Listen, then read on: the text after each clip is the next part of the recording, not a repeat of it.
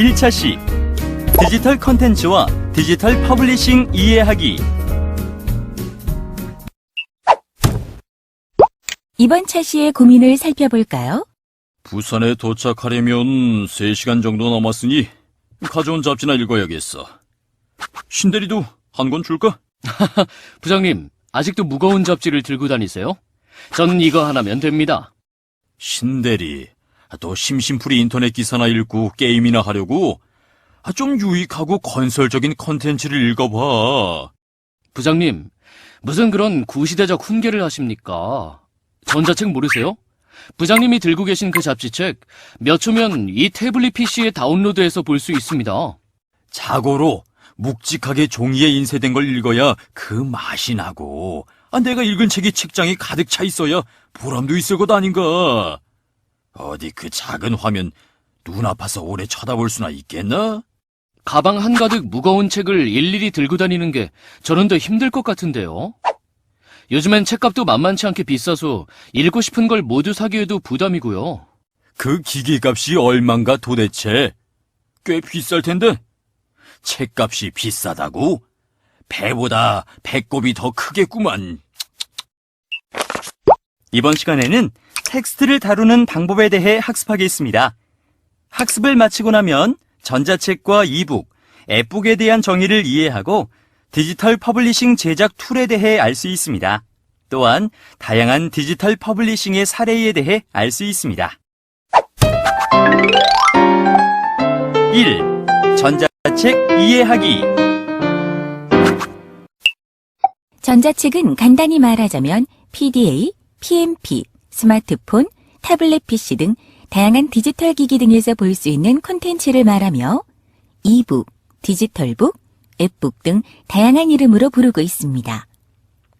전자책은 종이책에 비해 많은 내용을 저장할 수 있고 휴대가 간편하며 콘텐츠 내용을 쉽게 업데이트할 수 있고 재고 부담도 없다는 장점이 있으며 반면에 스마트폰, 태블릿 PC, 전자책 단말기 등 단말기 없이는 책을 볼 수 없다는 단점이 있습니다. 책만 있으면 읽을 수 있는 종이책과 비교할 때 커다란 단점이라고 할 수 있는데요. 이와 관련해 좀 더 많은 사람들이 전자책을 쉽게 접할 수 있도록 저렴한 기기의 보급이 중요한 문제가 될 것입니다. 또 한 가지, 전자책은 단말기에 따라 콘텐츠 형식이 다르게 보인다는 점인데요. 전자책 표준화 포맷을 위해 노력하고 있지만 아직까지 업체들 간의 기술적인 보완이나 이익 때문에 표준안 마련이 쉽게 이루어지지 못하고 있는 실정입니다. 최근에는 단순히 종이책의 형식을 전자책 형식으로 그대로 옮겨놓는 것이 아니라 다양한 형식으로 발전하고 있다는 점에서 전자책의 향후 전망은 더욱 밝습니다. 예를 들어 단순히 읽기만 하던 텍스트 중심의 콘텐츠에서 사진, 그림은 물론 음향과 동영상까지 추가할 수 있는 멀티미디어 콘텐츠까지 전자책으로 만들 수 있을 뿐만 아니라 쌍방향 커뮤니케이션이 가능하기 때문에 쉽게 콘텐츠를 이해하고 받아들일 수 있을 것입니다. 이북은 통상적으로 저작 콘텐츠를 디지털 형태로 가공하여 전자적 저장 매체에 담거나 디지털 파일 형태로 온라인에서 전송 및 유통되어 디지털 단말기를 통해 볼 수 있는 새로운 디지털 출판 형태를 말하는데 사실상 현재는 명확한 정의 없이 사업 주체에 따라 다른 의미로 사용되고 있습니다. 국제 디지털 출판 포럼에서는 CD-ROM, PDA, 각종 전자책 뷰어를 통해 디지털화된 포맷으로 전달되는 콘텐츠로, 미국 국립표준기술연구소에서는 책을 보는 것과 비슷한 형태로 콘텐츠를 표시하는 단말 시스템으로, OEBF에서는 문서 저작물이 포함되어 디지털 형태로 출판되고 열람되는 콘텐츠로서 하나 이상의 고유한 식별자, 메타데이터, 콘텐츠 부문으로 구성된 것, 또는 그것을 읽기 위해 개발된 하드웨어 디바이스로 이북을 가장 포괄적으로 정의하고 있으며 한국전자출판협회에서는 도서로 간행되거나 도서로 간행될 수 있는 저작물을 디지털 데이터화시켜 컴퓨터 또는 휴대용 단말기를 통해 보고 들을 수 있는 콘텐츠로 이북을 정의하고 있습니다. 앱북은 단독 애플리케이션 형태로 제작된 전자책으로 EPUB으로 제작된 이북이 텍스트 중심이라면 앱북은 다양한 멀티미디어, 애니메이션, 인터랙티브 기능 등을 구현함으로써 동적인 콘텐츠 중심의 전자책을 만들 수 있습니다. 예를 들어 화려하게 사진을 보여주는 화보집이나 제품의 세부 정보를 알 수 있는 홍보물, 아이들의 시선을 사로잡을 수 있는 동화책과 같은 콘텐츠가 앱북으로 제작하기에 적합합니다. 앱북의 특징으로는 종이책과 같은 레이아웃을 사용함으로써 독자들에게 좀 더 친숙하게 다가갈 수 있다는 점과 친숙한 레이아웃에 동적인 멀티미디어 파일을 삽입하거나 실시간으로 변화하는 동적인 요소도 삽입함으로써 시선을 사로잡을 수 있으며 터치에 반응하는 인터랙티브 기능을 삽입할 수도 있습니다. 그렇다면 전자책은 무엇으로 볼까요? 전자책은 전자책 리더기에서만 읽을 수 있어서 호환성도 떨어지고 접근성도 떨어졌던 과거와 달리 1인 1 PC를 넘어 1인 1 스마트폰 시대로 접어든 최근에는 PC의 성능을 능가하는 스마트폰과 태블릿 PC가 MP3, PMP 시장을 잠식한 것에 이어 전자책 리더기의 역할까지 넘보고 있습니다. 특히 태블릿 PC는 화면도 크기 때문에 전자책을 보기에 무리가 전혀 없어 앞으로의 전자책 발전에 도움을 줄 것으로 예상됩니다. 그럼 이번에는 대표적인 전자책 단말기 몇 가지를 살펴보겠습니다. 먼저 킨들 페이퍼 화이트는 전 세계 최대의 사용자를 보유하고 있는 아마존의 전자책 단말기로 아마존이 최근에 공개한 킨들 페이퍼 화이트는 카르타 2 종이 기술로 만들었습니다. 카르타는 이전 화면보다 밝고 여백과 글자를 더 뚜렷하게 나타내기 때문에 종이에 인쇄한 것 같은 착시 효과를 줍니다. 화면 반응은 이전보다 20% 빨라졌습니다. 두 번째로 살펴볼 전자책 단말기 쌤은 교보문고에서 이북 회원제 서비스를 지원하는 단말기로 교보문고에서 제작한 단말기지만 열린 서재라는 앱을 설치하면 타 업체의 전자책 역시 볼 수 있습니다. 쌤은 종이책을 완벽하게 구현하면서 장시간 독서를 해도 눈시림 없이 편안함이 지속되며 사용자에 따라서 글자 크기, 행간, 줄간 등을 임의로 변경할 수 있습니다. 세 번째 전자책 단말기인 크레마샤이는 예스24와 알라딘, 반디앤루니스 등 전자책 서점 5곳의 전자책을 읽을 수 있습니다. 크레마샤이는 서점과 출판사, 언론사가 같이 만든 회사의 제품으로 여러 서점의 전자책을 읽을 수 있다는 장점이 있습니다. 전자책은 화면에 표시되는 형태로 리플로우와 논 리플로우 형태로 구분할 수 있습니다. 리플로우는 단말기에 따라 글자의 크기 및 레이아웃이 변경되는 것으로 EPUB이 대표적인 형태이며 논 리플로우는 단말기에 상관없이 일정한 형식으로 보여주는 전자책으로 PDF가 대표적입니다. 그럼 두 가지 파일 포맷에 대해서 좀 더 자세히 살펴보겠습니다. EPUB은 전자책 표준화 포맷으로 국제전자출판 포럼에서 제정한 개방형 자유전자서적 표준 파일 형식입니다. 전자책 단말기 역시 EPUB 형식을 지원하기 때문에 호환성에 있어서 문제는 없으며 국내에서 사용하고 있는 전자책의 파일 포맷은 20여 가지 이상 존재하지만 현재 전자책 업체의 대부분은 EPUB 형식을 지원하고 있습니다. 단 국내 전자책 표준의 부재로 전자책 단말기마다 EPUB 파일을 다르게 처리하여 출력하고 있는 문제점이 있어 국내 전자책의 표준화 작업이 절실한 실정입니다. EPUB 파일 포맷의 가장 큰 특징은 리플로우라 할 수 있으며 기기의 디스플레이 크기에 따라서 최적화된 문서 레이아웃을 보여줍니다. PDF 파일 역시 전자책을 제작할 때 많이 사용하는 포맷 중 하나로 1993년 어도비사에서 문서 교환을 위해 만든 파일 포맷 형식이며 2008년에 오픈 표준이 되었습니다. PDF 파일은 EPUB 파일과 달리 리플로우 기능을 지원하지 않기 때문에 기기나 운영체제와 상관없이 동일한 출력 결과를 보여줍니다.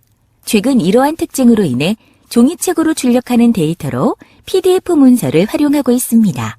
PDF는 텍스트, 그림, 비디오, 3D, 지도, 사진 등 멀티미디어를 통합할 수 있고 북마크와 링크 등을 이용해서 상호작용을 도모할 수 있습니다.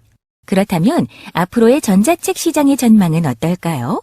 세계 출판 시장은 조금씩 감소하는 추세로 종이책 시장이 1,065억 달러로 95.1%를, 전자책 시장이 55억 달러로 4.9%를 차지하고 있습니다. 이와 같이 아직까지는 출판 시장 전체에서 전자책 시장이 차지하는 비중은 미비하지만 세계 출판 시장의 유형별 현황과 전망에 관련된 다음의 표를 살펴볼 때 향후 5년간 종이책은 연평균 마이너스 2.3%씩 감소하고 전자책 시장은 연평균 30.3%씩 성장할 것으로 전망하고 있습니다. 특히 미국에서 전자책 단말기의 시장 점유율은 2012년 2월 기준으로 아마존의 킨들이 62%, 누쿠가 22%, 소니 리더가 2%를 차지하고 있습니다. 일본과 중국은 정부의 지원에 힘입어 향후 빠른 속도로 전자책 시장이 확대될 것으로 보이며 국내 시장 역시 스마트폰, 태블릿 PC 등 스마트 기기의 보급 확대로 인해 EPUB 형태의 전자책과 앱 형태의 전자책이 급성장하고 있습니다. 2. 디지털 퍼블리싱 이해하기. 디지털 퍼블리싱이란 말 그대로 전자책을 만드는 것, 즉 콘텐츠를 디지털 형태로 출판하는 것이죠. 우리 주변을 살펴보면 디지털 퍼블리싱의 형태를 쉽게 볼 수 있는데요. 단순히 읽기만 하는 책이 아닌 쌍방향 커뮤니케이션이 가능해지고 디바이스에 따른 시각적 효과를 서로 다르게 제작할 수 있어 앞으로 디지털 퍼블리싱은 더욱 발전할 것입니다. 누구나 쉽게 디지털 퍼블리싱을 할 수 있도록 도와주는 인디자인이나 ADPS와 같은 툴의 개발 역시 디지털 퍼블리싱을 가속화시키는데 한 몫을 톡톡히 하고 있습니다. 인디자인은 어도비사에서 제작한 출판 레이아웃 편집 프로그램으로 PC와 매킨토시 모두 사용 가능하고 포토샵, 일러스트레이터 등과 완벽하게 호환되는 툴이며 어도비 DPS 솔루션은 인디자인을 이용하여 전자책을 제작할 수 있는 솔루션으로 콘텐츠 개발, 배포, 마케팅, 광고까지 아우르는 통합 솔루션입니다. 어도비 DPS 솔루션을 이용하면 국내 갤럭시 탭을 통해 멀티미디어 콘텐츠 관련 앱북을 만들고 싶은 사람들은 누구나 앱 개발업체를 거치지 않고도 태블릿 잡지를 만들 수 있다는 점과 다양한 인터랙티브가 오류 없이 안정된 형태로 작동한다는 장점이 있습니다. 또한 다양한 디바이스를 지원하여 개발 능력과 개발 환경의 부담, 그리고 어플 제작 시간을 줄일 수 있다는 장점이 있습니다. 다음은 어도비 DPS를 통해 가장 먼저 제작된 와이어드 매거진입니다. 출시되자마자 하루 2만 건이 넘는 엄청난 다운로드 수를 기록하였답니다. 다양한 인터랙티브 잡지가 다수 등장하고 있지만 지금도 화려하고 재미있는 인터랙티브 효과들을 사용하여 IT 기술 관련 잡지로서 자리매김하고 있습니다. 쿼크 익스프레스는 전문적인 출판 레이아웃 편집 프로그램입니다. 매킨토시 기반에서 주로 사용합니다. 국내에서 DTP 프로그램으로 독보적인 존재였던 쿼크 익스프레스는 아직까지 출판계에서 가장 많이 사용하고 있습니다. 편집 디자인의 기초와 사진, 텍스트 등을 조합하여 멋진 레이아웃을 만드는 역할을 하며 일러스트와 포토샵 등과 함께 신문, 브로슈어, 전단지, 카탈로그, 명함, 북커버 등을 제작합니다. 특히 앱 스튜디오 계정을 통해 안드로이드 및 기타 모바일 장치를 위한 디지털 퍼블리싱을 제작하고 출판할 수 있습니다. 가로와 세로 방향을 얼마든지 변경할 수 있고 레이아웃에 따라 콘텐츠 디자인을 완벽하게 제어하여 매우 인터랙티브한 전자책, 카탈로그, 디지털 브로슈어, 매거진 등을 제작할 수 있습니다. 이번에는 어도비 DPS로 제작한 디지털 퍼블리싱 사례들을 살펴보겠습니다. 첫 번째는 내셔널 지오그래픽 매거진의 2013년 8월 세렝게티 사자의 짧은 행복한 삶으로 마이클 니콜라스 작가가 7년 가까이 작업한 것을 엮은 것입니다. 자, 그럼 이제 장면을 하나씩 살펴보겠습니다. 첫 번째 장면은 사자 이미지로 작업된 표지입니다. 두 번째 장면에서는 아프리카 사자들의 영토를 다중 페이드로 보여줍니다. 세 번째 영상에서는 아프리카에서 사자들의 거점을 HTML 문서로 보여줍니다. 네 번째 장면은 인간이 사자를 쫓는 모습을 자동 애니메이션으로 표현합니다. 다섯 번째 장면은 사자를 사냥하는 데이터를 HTML 슬라이더로 표현합니다. 여섯 번째 장면은 팝업 지도를 통해 사냥 지역을 보여줍니다. 두 번째는 출판 분야가 아닌 경영 분야에서 활용한 사례로 빅데이터의 두 얼굴입니다. 보고서 형태를 어도비 DPS를 활용하여 필요한 화면은 확대하고 각 내용을 클릭하여 세부 내용을 확인할 수 있을 뿐만 아니라 동영상을 통해 내용을 쉽게 이해할 수 있도록 제작하였습니다. 세 번째 사례는 교육 분야에서 활용한 멀티미디어 교재입니다. 학생들을 위해 볼 주립대학교의 버지니아 볼 센터 교수님과 학생들이 함께 개발하였습니다. 이번 차 씨의 고민을 해결해 볼까요? 나 참, 이런 박람회가 다 있나? 자세한 자료집 하나 없이 브로슈어 달랑 한 장으로 뭐 어디로 접속해서 확인해라, 다운받아라. 나 참, 죄다 태블릿 PC만 쳐다보고 말이야. 그러게 제가 말씀드렸었는데요. 이제 디지털 컨텐츠 시대라고요. 보세요. 오늘 오전 발표 자료도 이렇게 다 웹사이트에 올라와서 다운로드만 하면 영상 자료까지 모두 확인할 수 있다니까요. 오호, 그래? 잠깐. 여기, 이건 뭔가? 아, 이건 관련된 자료를 좀 더 자세히 확인하고 싶을 때 이렇게 터치하면 해당 링크로 연결이 돼요. 필요한 정보도 바로 검색이 가능하구먼. 그럼요. 그리고 이렇게 확대하면 크기도 커져서 글씨나 자료를 좀 더 자세히 볼 수도 있어요. 이리 줘보게. 오호, 생각보다 어렵지 않네. 이거 탐나는구만. 제가 부장님께 딱 추천해드리고 싶은 단말기가 있는데 그럼 내려서 바로 가보실래요? 그럴까?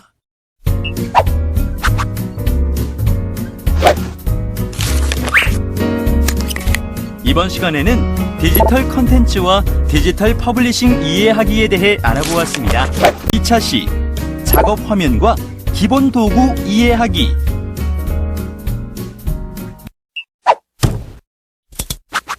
궁금합니다. 제가 이번에 회사에서 부서 이동이 있었는데 홍보팀으로 발령해놨습니다. 홍보팀에서는 회사 사보는 물론 신제품 리플렛도 직접 제작한다고 하네요. 간단한 편집 프로그램을 공부해서 부서에 도움이 되고 싶어요. 편집 프로그램 중에는 인디자인이 편리하다고 들었어요. 첫 화면은 포토샵과 비슷하긴 한데 뭐가 뭔지 잘 모르겠어요. 도와주세요. 새로운 부서에서 필요한 업무 능력을 키워보겠다는 의지가 대단한데요. 인디자인을 배우려면 우선 인디자인의 작업 화면부터 이해해야겠죠? 무슨 기능이 어디에 숨어 있는지 알고 있어야 필요한 기능을 찾아서 사용할 수 있을 테니까요. 그런 다음 인디자인의 핵심 기능이 모여있는 도구 패널을 살펴보면 도구 패널에는 문자 도구, 펜 도구, 연필 도구, 사각형 프레임 도구, 사각형 도구, 자유 변형 도구, 스포이드 도구, 색상 적용, 표준 등이 있습니다. 여러 기능의 도구 패널을 이용하여 다음과 같은 결과물을 완성할 수 있습니다. 마지막으로 각종 옵션에 따라 사용할 수 있는 패널에 대해서 이해하고 나면 인디자인이 조금은 친숙하게 느낄 수 있을 것입니다. 자, 그럼 고민은 그만하고 저와 함께 인디자인 CC 프로그램과 인사를 나눠볼까요? 이번 시간에는 인디자인의 기본적인 작업 화면에 대해 학습하겠습니다.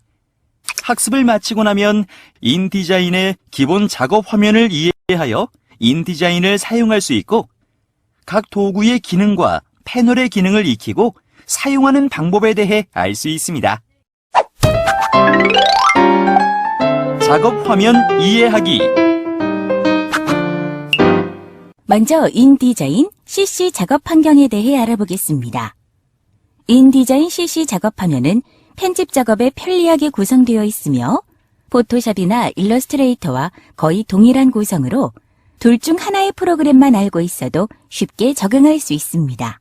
뿐만 아니라 자동 정렬 기능으로 작업 과정에서 흩어진 작업 영역을 한 번에 정리할 수 있습니다. 작업 화면에 대해 살펴보면 먼저 메뉴 표시줄에는 기본적인 기능과 쓰임새에 따라 메뉴를 분류하고 컨트롤 패널에서는 도구 패널에서 선택한 도구에 따라 세부 옵션을 선택, 변경 가능하며 제목 표시줄에는 문서의 이름을 표시하며 새 문서를 열면 탭 형식으로 나타납니다. 또 도구 패널에는 선택, 그리기, 확대 등 기본적인 도구들을 모아놓은 패널을 말하고 해당 부분은 편집 작업이 이루어지는 작업 영역입니다. 다음은 패널 고정 영역으로 패널이 그룹별로 모여있는 영역으로 드래그하여 분리, 추가할 수 있고 상태 표시줄에서는 페이지 이동이나 문서 오류 등을 표시하고 눈금자는 정밀한 작업을 위해 안내선을 만들거나 개체의 위치를 설정할 때 유리하며 화면 보기에서는 화면 확대 및 화면 보기, 문서 정렬 등을 할 수 있습니다. 인디자인에서 사용자 인터페이스를 설정하는 방법에 대해 알아보겠습니다. 인터페이스는 사용자가 원하는 테마로 설정할 수 있고 방법은 편집 메뉴의 환경 설정에서 인터페이스를 클릭하여 원하는 색상 테마를 선택하면 됩니다. 테마 색상은 중간 정도 어둡게, 밝게, 중간 정도 밝게, 어둡게로 나누어집니다. 그리고 인디자인에 클릭하여 레이아웃 분할 보기를 살펴보면 하나의 문서를 두 개의 창으로 분할하여 볼 수 있는 기능으로 서로 다른 두 레이아웃을 하나의 문서에서 비교할 때 아주 편리합니다. 방법은 작업 화면의 오른쪽 아래에 레이아웃 분할 보기 버튼을 클릭하거나 창 메뉴에 배치해서 창 분할 메뉴를 클릭하면 사용할 수 있습니다. 그럼 작업 화면에 대해 살펴보겠습니다. 예제 파일을 열고 사용자 인터페이스 테마를 변경하고 레이아웃 분할 보기로 창을 분리하는 방법에 대해 알아보도록 하겠습니다. 예제를 불러온 후 편집 메뉴의 환경 설정, 인터페이스 메뉴를 클릭합니다. 인터페이스 대화 상자가 나타나면 모양의 색상 테마에서 밝게를 선택한 후 확인 버튼을 클릭합니다. 작업 환경이 밝게 바뀌었습니다. 이번에는 레이아웃을 분할해서 보기 위해서 화면 오른쪽 아래에 있는 클릭하여 레이아웃 보기 분할 버튼을 클릭합니다. 하나의 문서가 두 개의 창으로 분할되었습니다. 각각의 창은 확대 및 이동으로 따로 할 수 있습니다. 왼쪽의 도구 패널에서 손 도구를 선택하여 오른쪽 창에서 이미지를 이리저리 이동해 보세요. 왼쪽의 창은 영향을 받지 않습니다. 다시 창을 원래대로 되돌리고 싶다면 클릭하여 레이아웃 분할 보기 닫기 버튼을 클릭하면 됩니다. 2. 도구 패널 살펴보기.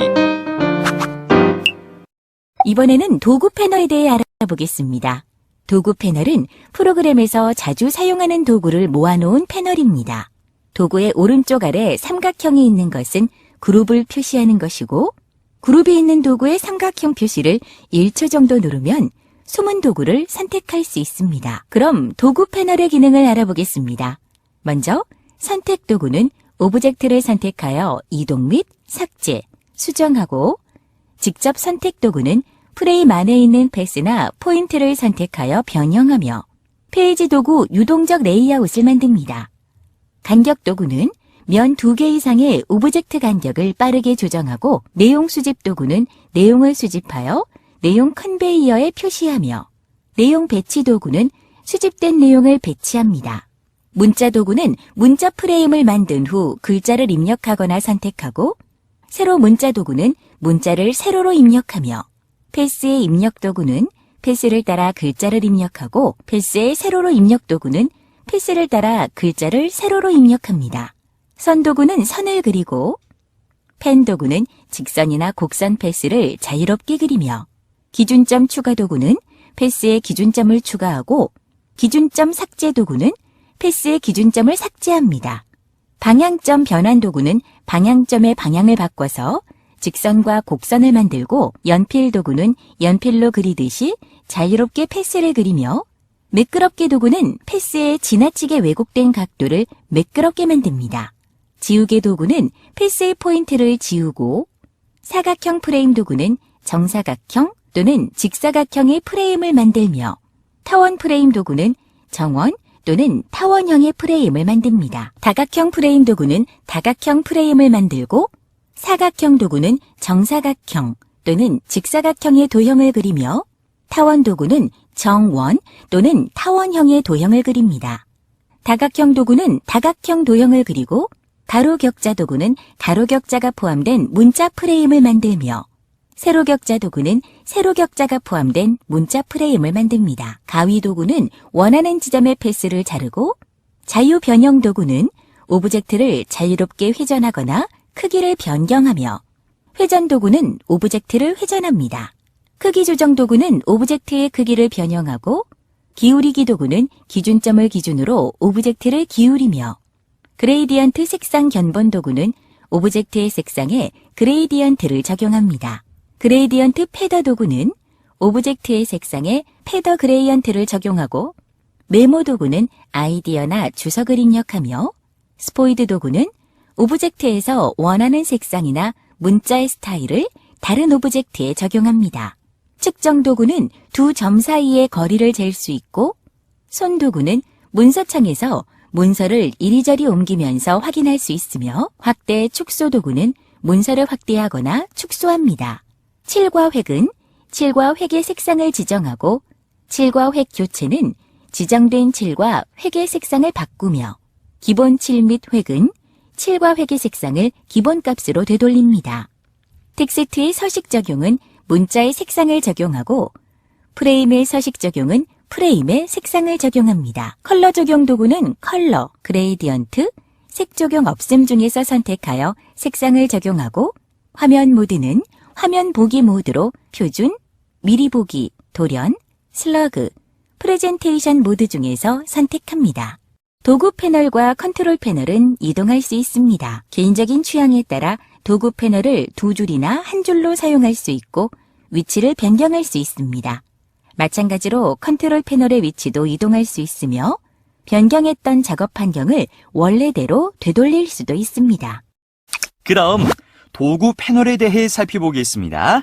도구 패널을 두 줄로 바꾸고 패널 영역을 이동하는 방법과 컨트롤 패널을 분리하여 이동하는 방법을 알아보고, 작업 화면을 처음으로 되돌리는 방법에 대해 알아보도록 하겠습니다. 도구 패널의 줄을 바꾸어 보겠습니다.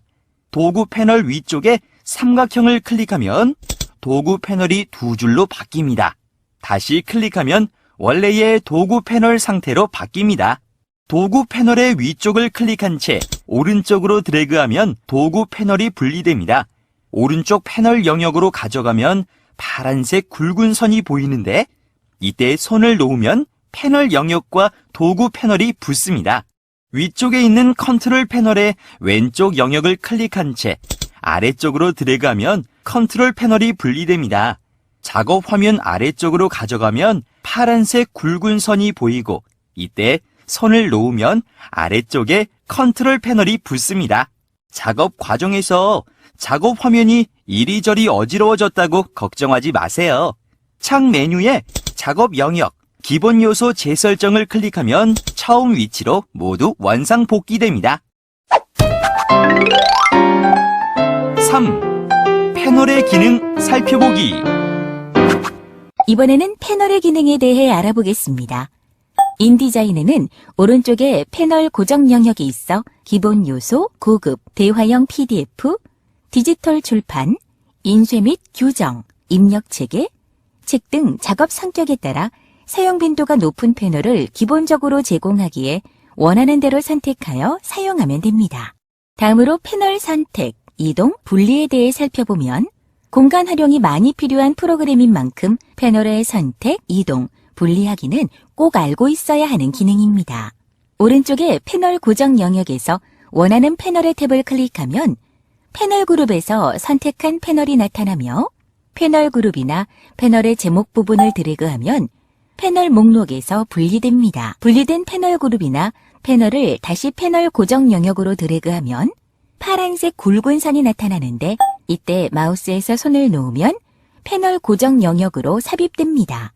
이번에는 패널 숨기기와 나타내기를 알아볼까요? 작업 후 공간 활용을 위해 패널의 위쪽에 있는 축소 버튼을 클릭하면 패널이 축소됩니다. 뿐만 아니라 작업에 더 이상 필요하지 않은 패널은 닫기 버튼을 클릭하여 닫으면 됩니다. 만약 닫은 패널을 다시 불러와 사용하고 싶다면 창 메뉴를 클릭하여 원하는 패널을 선택하면 됩니다. 그럼 패널의 이동과 분리에 대해 살펴보겠습니다. 패널 고정 영역에서 패널을 열고 닫고 분리하는 방법과 축소하고 고정 영역에 삽입하는 방법에 대해 알아보도록 하겠습니다. 안녕하세요, 여러분.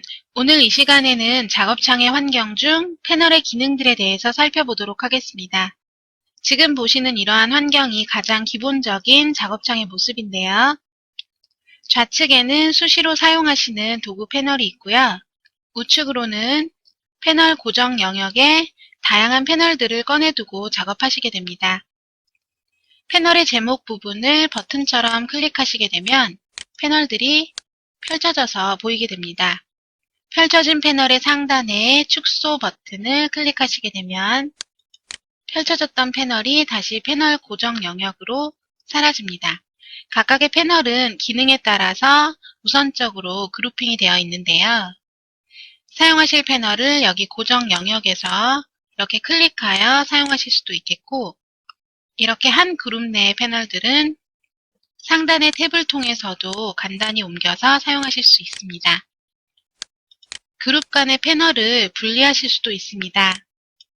클릭 드래그하여 원하는 위치로 이동하실 수가 있고, 다시 해당 영역으로 길게 드래그하시면 이렇게 패널 그룹의 환경을 작업자의 편의대로 재구성하여 사용하실 수도 있습니다. 패널 고정 영역으로부터 밖으로 꺼내서도 사용하실 수 있습니다. 이와 같이 분리해서 사용하실 수 있고요. 이제 펼쳐진 패널의 상세 구조를 보시면 아이콘으로 축소, 패널 확장 버튼이 있고요. 끝에 닫기 버튼을 클릭하시게 되면 전체 작업 화면 안에서 패널들을 아예 닫으실 수 있습니다. 닫힌 패널을 다시 꺼내시거나 새로운 기능의 패널을 더 꺼내서 사용하시고자 할 때에는 상단 메뉴 표시줄에서 창 메뉴 클릭하시고 여기에서 현재 꺼내놓으신 패널과 그 밖에 여러 패널 메뉴들이 보이는데요. 여기에서 필요한 메뉴를 선택하시면 이와 같이 다시 패널을 열고 사용하실 수 있습니다. 또한 각 패널의 상단에 있는 이러한 메뉴 버튼을 클릭해 보시면 이렇게 해당 패널의 기능에 따르는 상세한 옵션들을 제공하고 있습니다.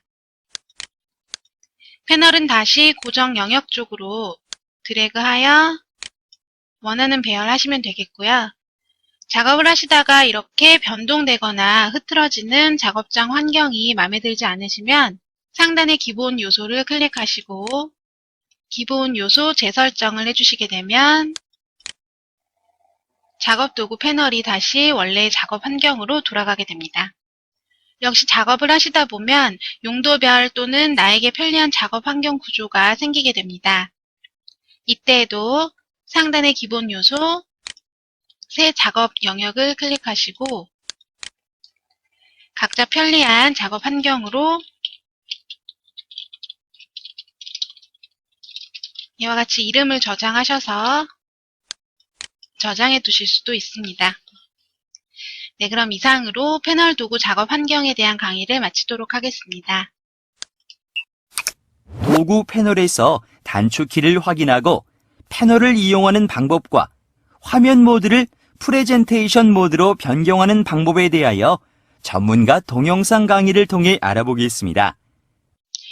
네, 이번 영상 강의에서는 도구 패널의 각 단축키 사용 요령과 여러 파일의 화면 보기 모드들에 대해서 살펴봅니다. 각 도구에는 단축키가 있어서 작업 중에 도구 변환을 일일이 마우스로 찾아가서 이렇게 하시기보다는 단축키를 외워두셨다가 바로바로 입력하여서 바꿔주시는 것이 훨씬 작업 속도를 높이실 수 있게 됩니다. 우선 좌측 도구 패널에서 각각의 도구들에 한번 마우스를 길게 가져가 보겠습니다.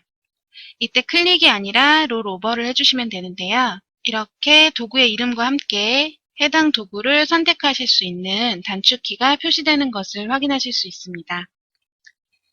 이 중에서 펜 툴과 같은 그룹 도구의 경우에는 모서리의 삼각형 버튼을 클릭을 길게 해보시면 이렇게 그룹 도구 각각의 단축키들을 또한 아실 수가 있고요. 예를 들어 작업 영역에서 작업 중에 이렇게 도구 패널까지 멀게 이동하실 필요 없이 작업 영역 안에서 알파벳 단축키로 이와 같이 툴이 변화되는 것을 확인하실 수가 있죠. 직접 선택 툴 A, 예를 들어 선택 툴은 V, 문자 툴은 T, 펜 툴 P, 연필 툴 N, 사각 도구 툴 M 이와 같이 사용하시면 되겠고요. 사각 도구로 사각형들을 몇 개 그려보셨다가 한 단계 전으로 계속해서 돌아가실 수 있는 언도 단축키 컨트롤 Z까지 한번 다양한 도구 툴의 단축키들을 직접 확인해 보시고 학습해 보시길 바라겠습니다. 네, 이번에는 패널의 단축키를 살펴보겠습니다. 예를 들어 문자 도구가 단축키 T였던 것을 기억하실 텐데요. 문자 패널의 단축키는 컨트롤 T 하시면 이렇게 문자 패널을 바로 열어서 사용하실 수가 있습니다. 문자 패널 같은 경우에는 이렇게 창 메뉴에 문자 및 표에서 문자 이와 같이 경로가 복잡하게 숨겨져 있는 것을 단축키로 간단히 불러서 사용하실 수가 있는 것이고요. 이렇게 여러 가지 단축키들에 능숙해 주신다면 작업이 많이 편리해지실 수가 있겠죠.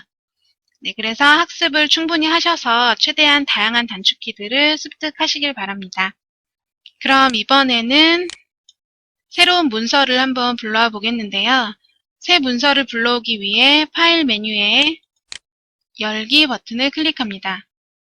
단축키로는 컨트롤 알파벳 5를 이용하셔도 되겠고요. 다음과 같은 파일 열기 대화 상자가 나타나면 선택하시고자 하는 문서를 선택하시고 열기 버튼을 클릭합니다. 새 문서가 열렸고 기존 열려있던 문서들과는 문서 탭으로 이동하실 수가 있는데요. 전체 작업창 화면에서 여러 개의 문서를 나란히 보기 위한 다양한 화면 보기 모드가 있습니다. 맨 위에 보시면 이렇게 문서 배치라는 아이콘을 클릭하시면 두 문서를 위아래로 나란히 보기라던가 이렇게 옆으로 나란히 보기 등 다양한 화면 배치가 가능합니다. 다음에는 현재 작업 문서를 프레젠테이션 모드로 바꿔서 보겠습니다. 문서 배치 아이콘 옆으로 보시면 이번에는 화면 모드 아이콘이 있고요. 클릭하시고 제공되는 모드들 중에서 프레젠테이션을 선택하겠습니다. 네, 여기서는 지금 저희 동영상 강의의 촬영 영역을 벗어나서 전체 모니터 크기만큼 프레젠테이션 모드로 활성화되었기 때문에 이렇게 일부만 보여지고 있는데요. 따라해 보시면 학습자님의 모니터 화면 전체 사이즈로 이와 같은 프레젠테이션용 화면이 실행되는 것을 확인하실 수 있으실 겁니다. 프레젠테이션 모드 종료는 ESC 자판 키를 이용하시면 되겠고요. 화면이 원래대로 돌아온 것을 확인하실 수가 있죠. 네, 그럼 이상으로 단축키 사용 요령과 파일들의 화면 보기 모드에 대한 강의를 마치겠습니다. 수고하셨습니다. 3차 시 새 문서 만들고 문서 크기 변경하기. 궁금합니다. 홍보팀으로 부서 이동하고 일주일이 지났는데 선배님들이 하는 말을 도통 알아들을 수가 없네요. 편집면이 어쩌니 돌연히 밀렸다니 등 우리말도 아니고 영어도 아닌 것 같고 알아듣기가 힘드네요. 편집할 때 사용하는 용어와 인디자인에서 문서를 만드는 방법을 알고 싶은데 도와주세요. 편집 용어와 문서를 만드는 방법에 대해 고민이군요. 우선 인디자인에서 어떻게 문서를 만들고 화면 구성 요소를 어떻게 부르는지 살펴보세요. 새 문서를 만들고 문서 구성 요소에 대한 용어를 살펴보면 선배들의 이야기를 좀 더 쉽게 이해할 수 있을 것입니다. 여기에 더하여 문서 크기를 변경하고 라이브러리 패널을 이용하여 포스터를 만들어 본다면 편집에 대한 이해가 좀 더 쉬울 거예요.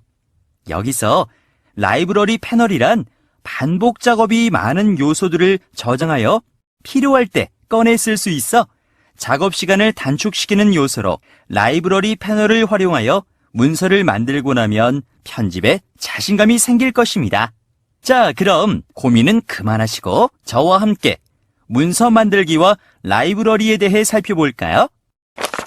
이번 시간에는 인디자인에서 새 문서를 만들고 크기를 변경하는 방법에 대해 학습하겠습니다.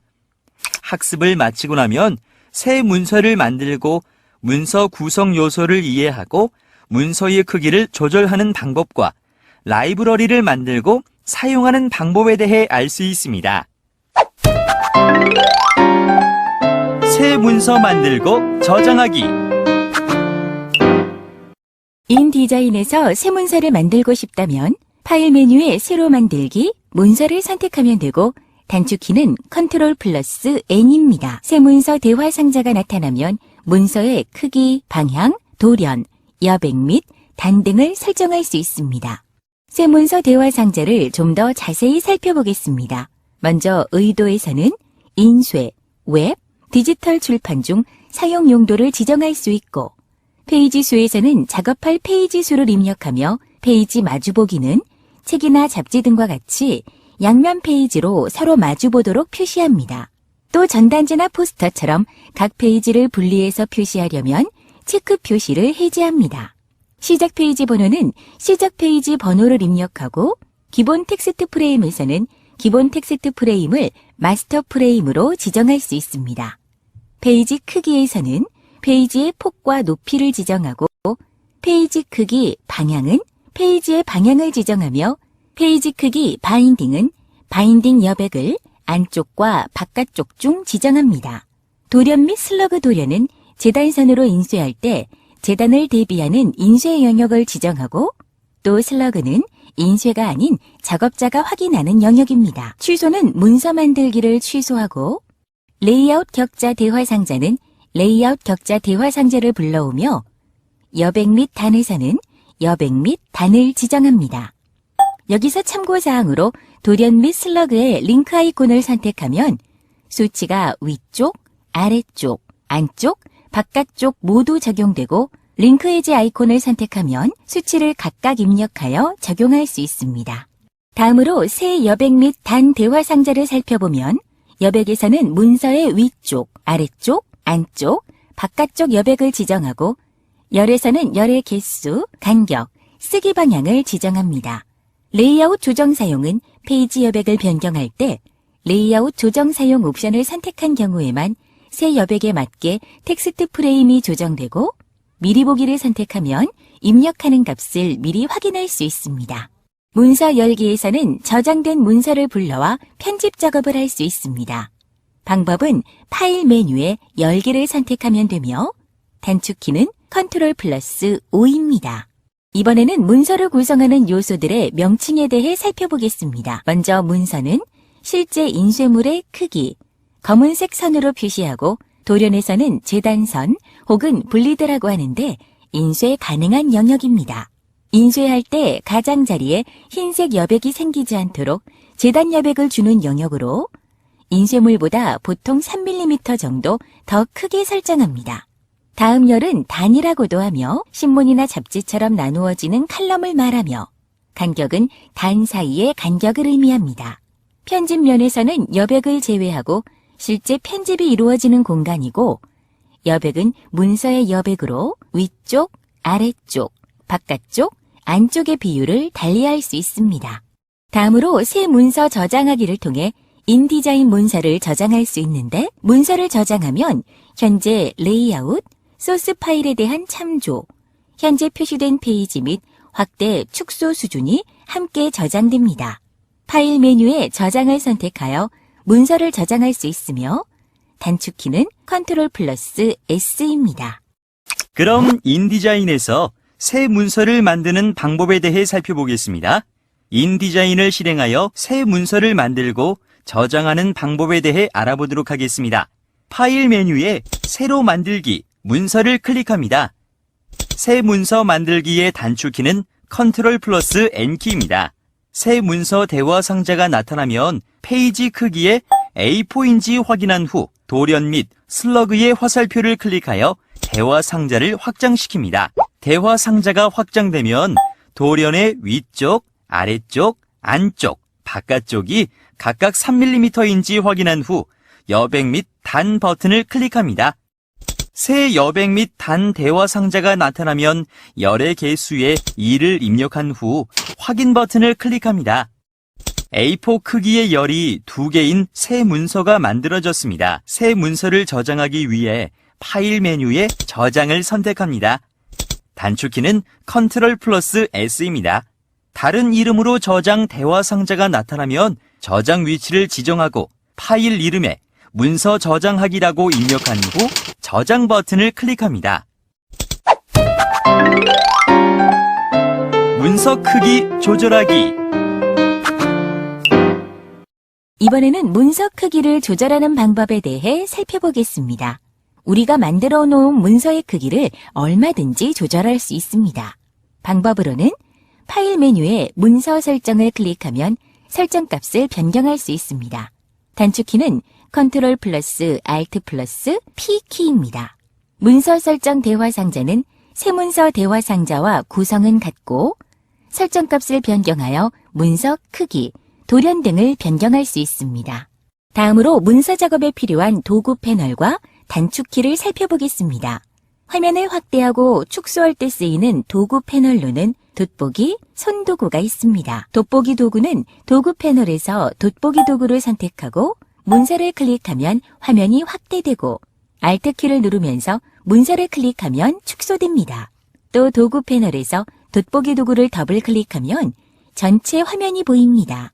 도구 패널의 손도구로 문서를 드래그하면 화면을 이리저리 살펴볼 수 있습니다.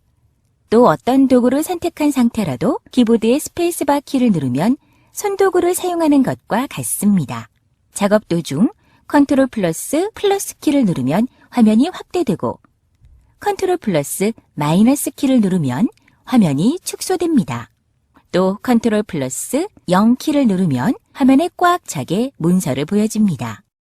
그럼 문서 크기를 변경하는 방법에 대해 살펴보겠습니다. 예제 파일에 문서 설정을 이용하여 문서 크기를 변경하고 돋보기 도구와 손도구, 단축키를 이용하여 화면을 확인하는 방법에 대해 알아보도록 하겠습니다. 문서의 크기를 변경하기 위해 파일 메뉴에 문서 설정을 클릭합니다. 문서 설정 대화 상자가 나타나면 폭에 100mm를 입력한 후 확인 버튼을 클릭합니다. 문서의 가로폭이 줄어들었습니다. 줄어든 모습을 확인하기 위해 화면 모드를 변경해 보겠습니다. 화면 모드의 표준을 클릭합니다. 문서 크기에 넘치는 영역까지 모두 표시가 됩니다. 화면을 확대하기 위해 도구 패널에서 돋보기 도구를 클릭합니다. 마우스 커서가 돋보기 플러스 형태로 바뀌면 화면을 2번 클릭하여 확대합니다. 화면이 확대됩니다. 이번에는 화면을 축소해 볼까요? Alt키를 누르면 마우스 커서가 돋보기 마이너스 형태로 바뀝니다. 화면을 클릭하면 화면이 축소됩니다. 도구 패널에서 돋보기 도구를 더블 클릭하면 문서 전체를 볼 수 있습니다. 어떤 도구를 선택한 상태에서도 Ctrl 플러스 0키를 누르면 화면에 꽉 차게 문서가 정렬됩니다. 이번에는 도구 패널에서 손 도구를 클릭합니다. 마우스 커서가 바뀌면 화면을 이리저리 드래그하여 보세요. 화면을 좀 더 꼼꼼하게 확인하고 싶을 때 돋보기 도구와 손 도구를 활용합니다. 라이브러리 사용하기. 라이브러리의 기능과 패널에 대해 살펴보겠습니다. 먼저 라이브러리는 반복 작업이 많은 요소들을 저장했다가 필요할 때마다 꺼내 쓸 수 있어 작업 시간을 대폭 단축시킬 수 있는 기능입니다. 라이브러리는 단독 파일로 생성할 수도 있고 연계 파일로 저장했다가 사용할 수도 있습니다. 단, 라이브러리로 만든 이미지는 별도의 폴더에 이미지 파일을 저장해 두어야 출력할 때 문제가 발생하지 않을 수 있다는 점을 명심하세요. 새 라이브러리를 만드는 방법으로는 파일, 새로 만들기, 라이브러리 메뉴를 클릭하여 만듭니다. 다음으로 라이브러리 패널은 라이브러리 항목을 추가, 관리, 삭제하는 것으로 항목을 좀 더 자세히 살펴보면 라이브러리 닫기는 라이브러리 패널을 닫고 항목 추가에서는 라이브러리 항목을 추가하며 페이지 항목 추가에서는 현재 페이지의 항목을 추가합니다. 페이지의 항목을 개별 객체로 추가는 현재 페이지의 모든 오브젝트에서 그룹 단위를 하나의 항목으로 구별하여 라이브러리에 추가하며 항목 가져오기에서는 라이브러리 항목을 가져오고 라이브러리 항목 업데이트에서는 라이브러리 항목을 업데이트합니다. 항목 정보에서는 항목의 정보를 확인할 수 있고 하위 세트 표시는 하위 항목을 표시하고 목록 보기는 라이브러리에 등록한 항목을 목록 형태로 보여줍니다. 축소판 보기는 라이브러리에 등록한 항목을 썸네일 형태로 보여주고 큰 축소판 보기는 라이브러리에 등록한 항목을 큰 썸네일 형태로 보여주며 항목 정렬은 항목을 등록순, 이름순, 유형별로 정렬합니다. 그럼 새 라이브러리를 만들고 활용하는 방법에 대해 살펴보겠습니다. 예제 파일을 열어 새 라이브러리를 만들고 문서에 라이브러리를 적용하는 방법에 대해 알아보도록 하겠습니다. 네, 이번 시간에는 라이브러리라는 메뉴에 대한 학습을 해보도록 하겠습니다. 라이브러리 기능은 작업을 하시다 보면 반복해서 사용하고 싶은 디자인 요소들이 많이 만들어지실 텐데요. 이러한 디자인 요소들을 다음에도 편리하게 쓰실 수 있도록 자기만의 디자인 소스를 모아서 저장해두는 곳이라고 생각하시면 됩니다. 그럼 새 라이브러리를 만들기 위해서는 파일 메뉴에 새로 만들기, 라이브러리 메뉴를 선택하시고 새 라이브러리 대화 상자에서 원하시는 파일 이름과 저장해 주시게 되면 이와 같이 라이브러리 패널이 하나 만들어졌습니다. 잠시 패널을 축소하여 패널 고정 영역으로 이동하겠고요. 자, 그럼 선택 도구로 객체 모듈을 선택하신 상태에서 라이브러리 패널 안쪽으로 드래그 하시면 이렇게 소스로 사용하실 수 있도록 바로 등록이 되었습니다. 작업 화면의 빈 곳을 한번 클릭하시고 선택 해제하신 다음 마우스 휠을 내려서 이 페이지로 이동해 주시고요. 컨트롤 플러스 단축키로 화면을 확대하겠습니다. 그런 다음 다시 한번 선택 도구로 이번에는 필요한 객체 부분만큼만 드래그하여 선택하시고 다시 한번 라이브러리 패널로 드래그하여 등록하겠습니다. 이와 같은 방법으로 계속해서 원하는 객체들을 등록해 나가시면 되겠고요. 등록된 객체도 더블 클릭하여 항목 정보라는 대화 상자에서 이름과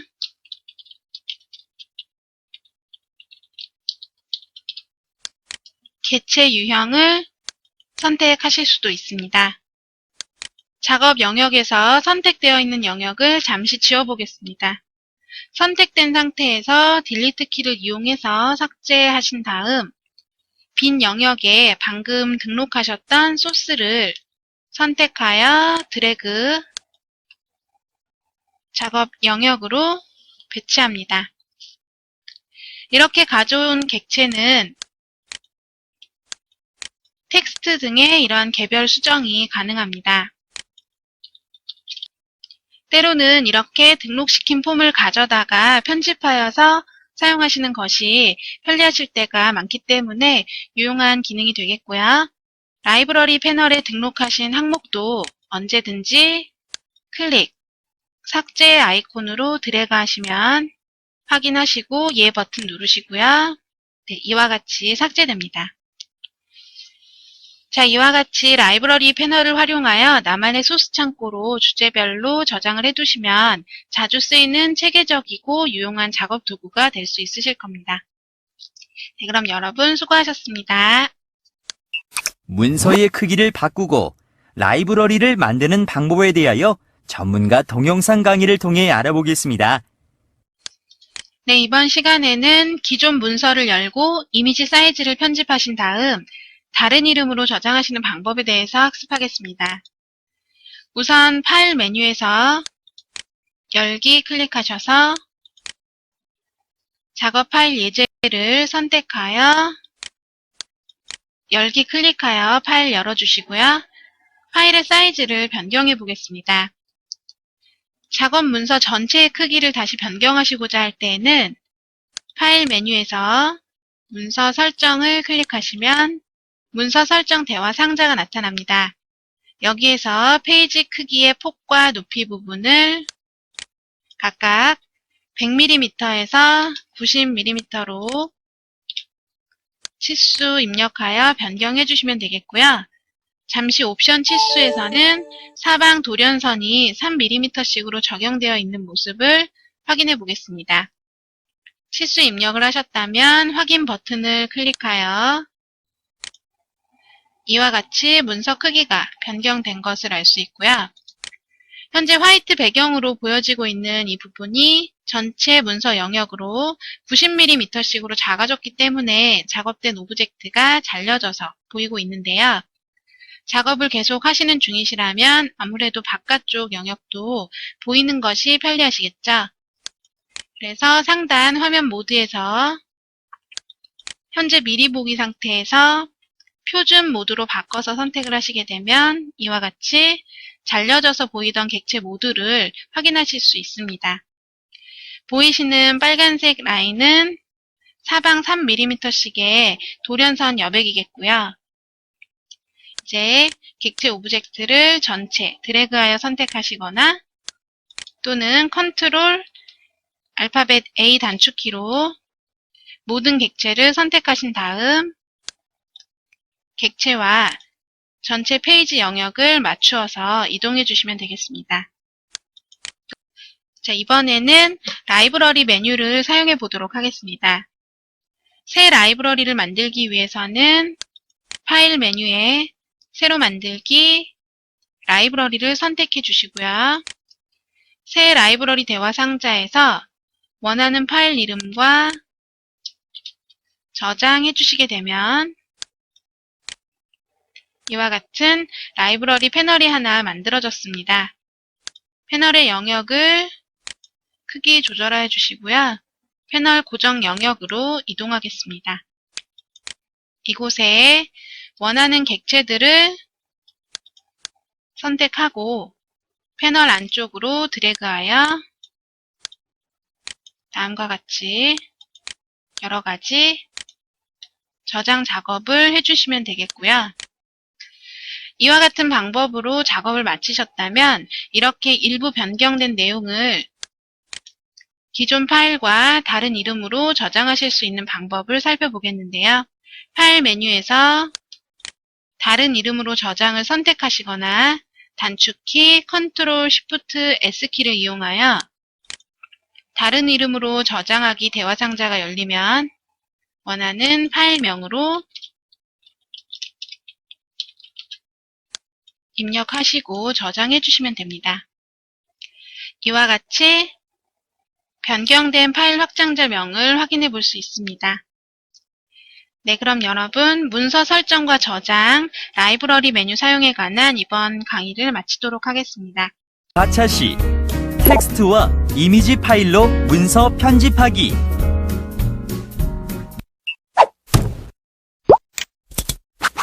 궁금합니다. 부서가 바뀌니 명함이 필요한데 선배님들이 저보고 직접 회사 명함을 만들어 보라고 하네요. 아직 인디자인으로 글자 입력하는 방법도 모르고 이미지를 삽입할 줄도 모르는데 잘할 수 있을까요?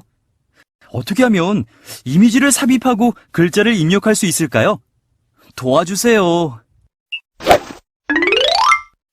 명함을 만들기 위해 간단한 글자 입력과 그림 삽입에 대해 고민이군요. 우선 인디자인에서 눈금자와 안내선을 사용하는 방법과 그림을 가져오는 방법에 대해 살펴보면 걱정을 조금 덜 수 있을 거예요. 여기에 더하여 텍스트 프레임을 만들고 글자를 입력하여 컨트롤 패널에서 글꼴과 글자 크기 등을 변경하고 나면 한결 붙을 수 있답니다. 그리고 기존 명함 파일을 불러왔을 때 누락된 글꼴이나 이미지 링크를 수정하는 방법을 살펴볼 건데요. 누락된 글꼴 대화 상자를 이용하여 누락된 글꼴을 변경하고 프리플라이트 패널에서 오류 항목을 확인하는 방법도 살펴봅니다. 링크 패널을 이용하여 이미지 링크를 수정하는 방법까지 살펴보면 편집에 대한 이해가 한결 수월해질 거랍니다.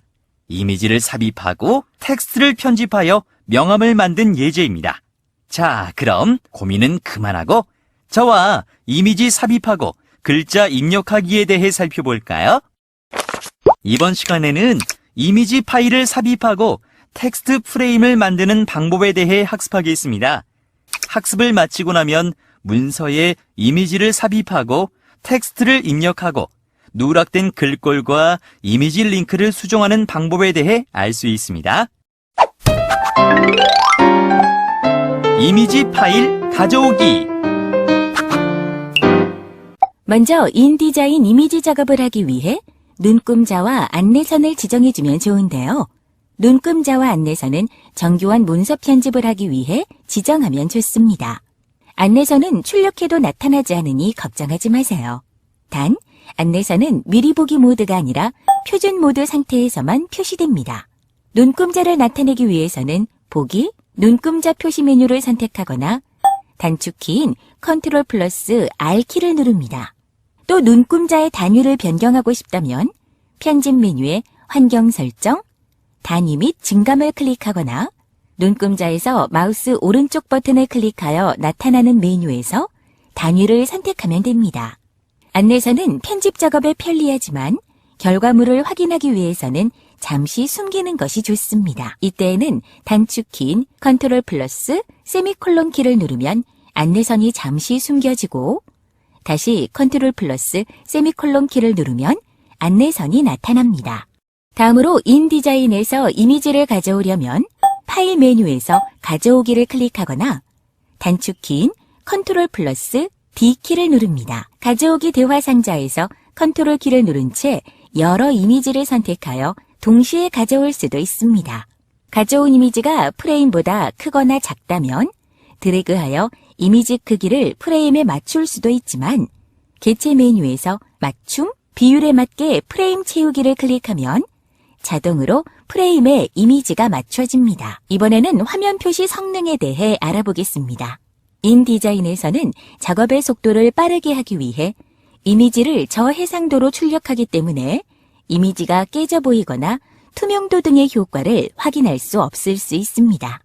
그리고 그림 효과 등을 살펴보기 위해 보기 메뉴의 간단 표시, 일반 표시, 고품질 표시 중 선택하여 화면 표시 성능을 변경할 수 있는데 고품질 표시를 선택하여 이미지 해상도를 높일 경우에는 작업 속도가 느려질 수 있습니다. 그럼 인디자인에서 이미지를 삽입하고 글자를 입력하는 방법에 대해 살펴보겠습니다. 예제 파일을 불러와 이미지를 가져오고 텍스트 프레임을 만들어 글자를 입력하는 방법에 대해 알아보도록 하겠습니다. Ctrl 플러스 R 키를 눌러 눈금자를 불러옵니다. 왼쪽과 위쪽에 다음과 같이 눈금자가 나타납니다.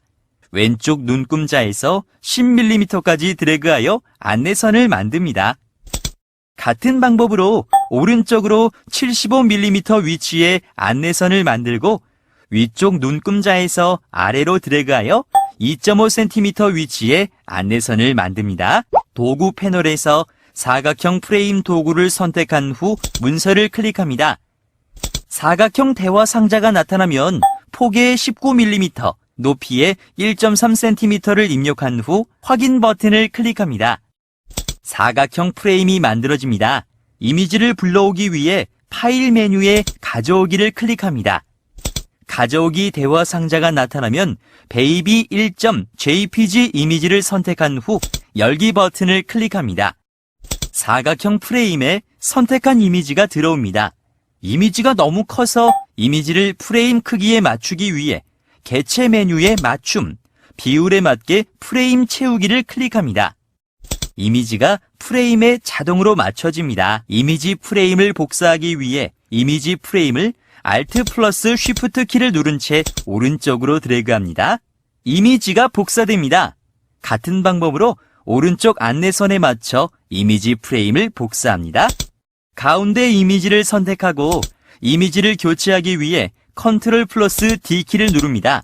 가져오기 대화 상자가 나타나면 변경할 베이비 2.jpg 이미지를 선택하고 열기 버튼을 클릭합니다. 세 번째 이미지도 동일하게 교체한 후 화면 빈 곳을 클릭하여 완성합니다.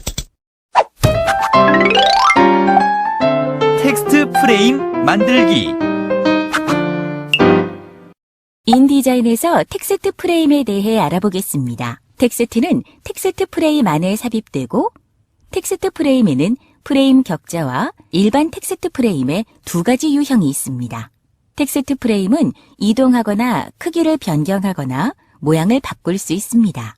뿐만 아니라 텍스트 프레임은 여러 개의 단을 만들 수도 있습니다.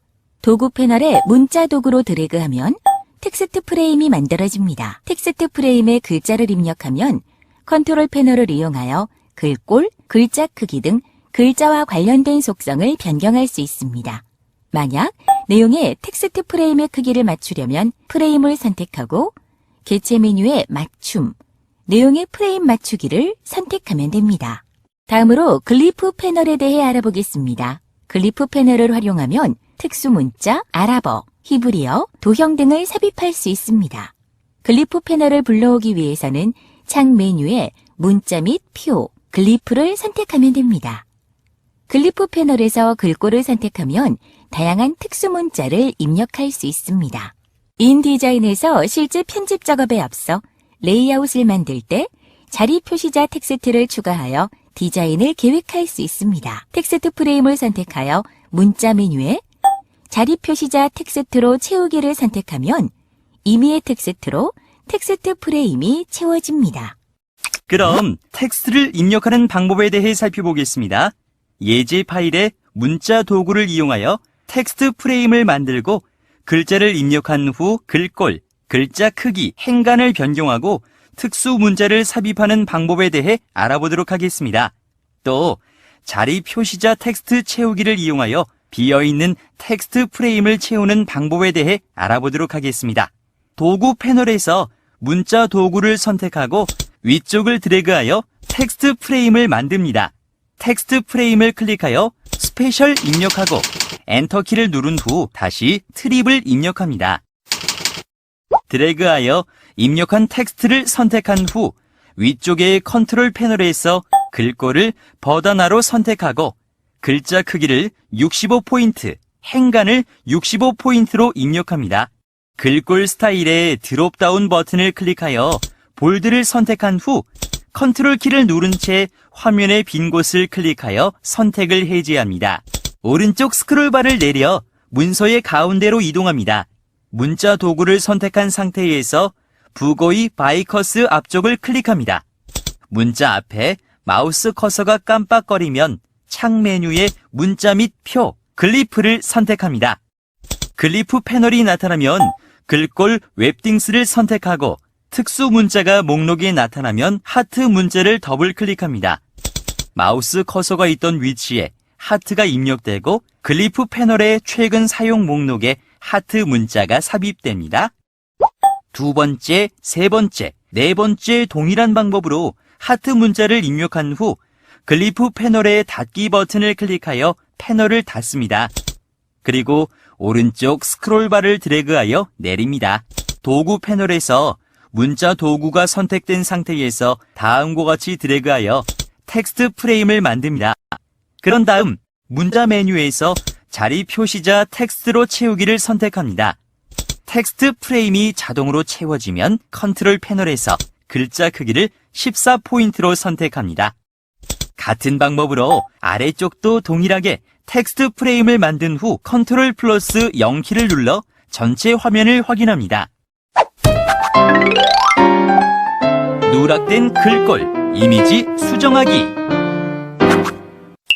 이번에는 누락된 글꼴에 대해 알아보겠습니다. 누락된 글꼴은 서로 다른 작업 환경에서 편집한 문서를 불러왔을 때 글꼴이 누락되는 경우가 많습니다. 문서를 다른 컴퓨터에서 작업할 때는 글꼴 목록을 확보하여 글꼴이 누락되지 않도록 해야 하지만 부득이한 경우에는 누락된 글꼴을 변경해야 합니다. 누락된 글꼴을 수정하는 방법을 살펴보면 첫 번째는 문서를 열 때 경고창이 나타나면 누락된 글꼴 대화 상자에서 글꼴 찾기 대화 상자를 불러와 글꼴을 수정합니다. 두 번째로는 문자 메뉴에서 글꼴 찾기를 선택하여 글꼴 찾기 대화 상자가 나타나면 누락된 글꼴을 수정합니다.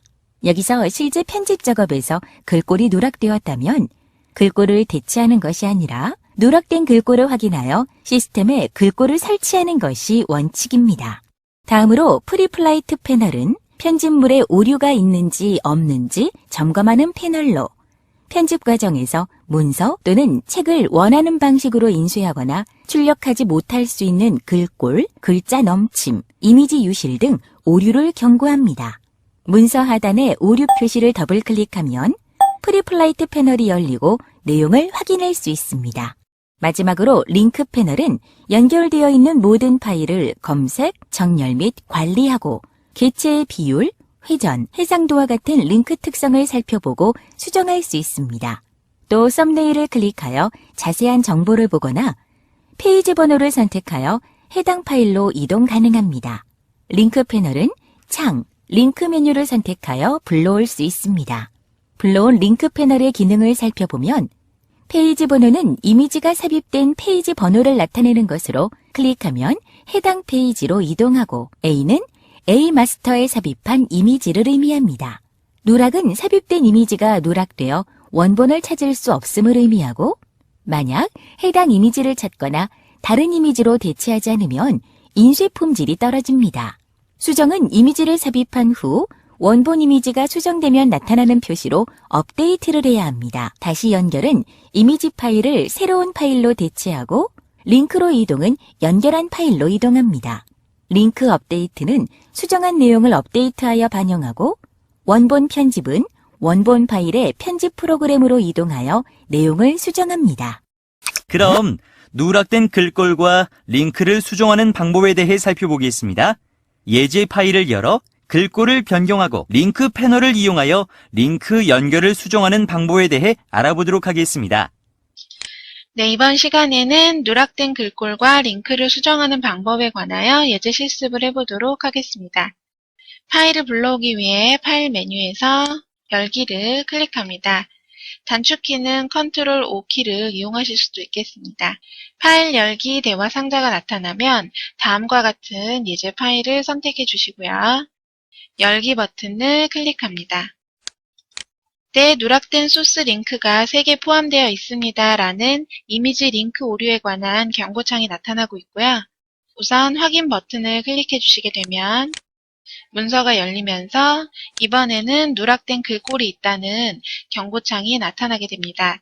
이렇게 기존 작업 파일을 여시는 경우에 불러온 이미지의 링크 경로가 변경되었다라거나 사용되었던 폰트 중에 일부가 내 컴퓨터에는 없을 경우 등의 상황에서 예를 들어 이와 같이 누락된 글꼴을 제공하지 못하고 기본 글꼴로 대체하여서 파일을 열겠다는 내용의 대화창이 열리고 있는데요. 현재 열기하신 이 문서에서는 앞선 3개의 이미지 링크에 관련된 오류와 지금 보시는 1개의 글꼴 오류로 총 4개의 오류가 있다라고 하단 상태 표시줄에서 확인되고 있습니다.